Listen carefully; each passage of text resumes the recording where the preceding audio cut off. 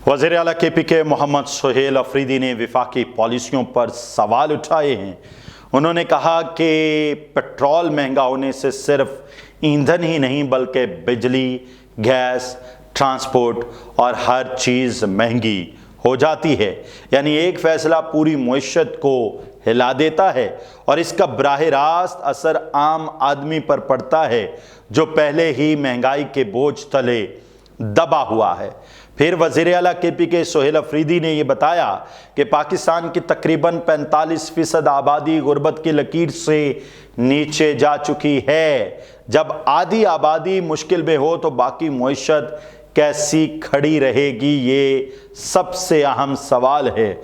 सुहेल अफरीदी ने फिर कहा कि जो क़यादत अवाम के वोट से आती है वो अवाम के मसाइल को समझती है, जबकि चोर दरवाज़ों से आने वाली क़यादत अवाम से कटी हुई होती है।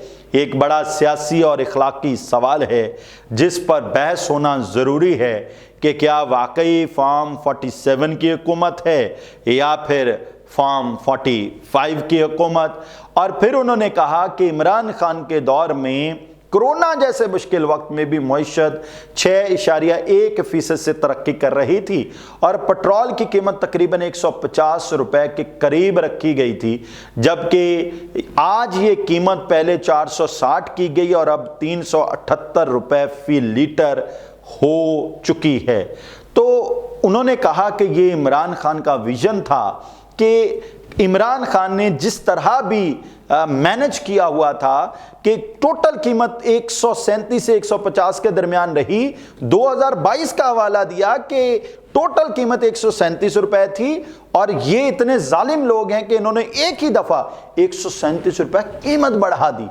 और सुहेल अफरीदी के खिताब के बाद, बहुत सारे एहतजाजों के बाद, प्रेस कॉन्फ्रेंसेस के बाद शहबाज शरीफ स्टेज पर आते हैं। वो कहते हैं 137 रुपये वाकई ज़्यादा इजाफा है, 138 रुपये वाकई ज़्यादा इजाफा है, मैं 80 रुपये कम करता हूँ। 211 जो पेट्रोलियम लेवी थी वो कम करके 80 रुपये कम कर दी गई।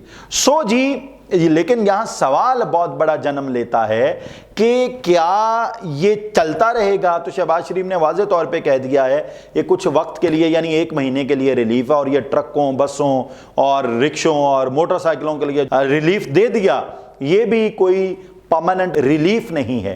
This is what very alarming. अच्छा, फिर सुहेल अफरीदी ने यह भी कहा कि वफाक सूबों को उनका हक नहीं दे रहा, NFC अवार्ड के तहत मुकम्मल फंड्स नहीं मिल रहे, कबायली अजला के हुकूक भी मुतासर हो रहे और इससे पहले सूबों पर अजाफी बोझ भी पड़ रहा है।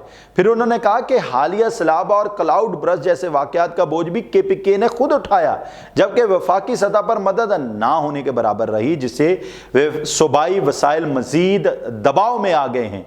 फिर उन्होंने कहा कि गलत पॉलिसियों की वजह से दहशतगर्दी में इजाफा हुआ और अवाम को नकल मकानी पर मजबूर होना पड़ा और इस जंग का बोझ भी खुद सूबा बर्दाश्त कर रहा है। फिर उन्होंने कहा कि दरामदाद बढ़ रही हैं, यानी जो मुल्क में चीजें मंगवाई जाती हैं, इंपोर्ट्स हैं, वो बढ़ रही हैं, बरामदाद कम हो रही हैं, जो हम एक्सपोर्ट करते हैं वो कम हो रही हैं, डॉलर महंगा हो रहा है, जिसका मतलब है कि महंगाई का तूफान अभी रुका नहीं बल्कि मजीद शिद्दत इख्तियार कर सकता है। सुहेल अफरीदी ने कहा कि फौरी ज़रूरत इस बात की है कि वफाक एक वाज़ेह, जामे और अमली माशी पॉलिसी सामने लाए, जबकि सूबाई हुकूमत अपनी सतह पर क्राइसिस मैनेजमेंट और रिलीफ इक़दामात लाने की कोशिश कर रही है। ये हुकूमत का मौक़िफ़ है, जबकि सुहेल अफरीदी और पाकिस्तान तहरीक इंसाफ कहती है कि हुकूमत कुछ भी नहीं कर रही।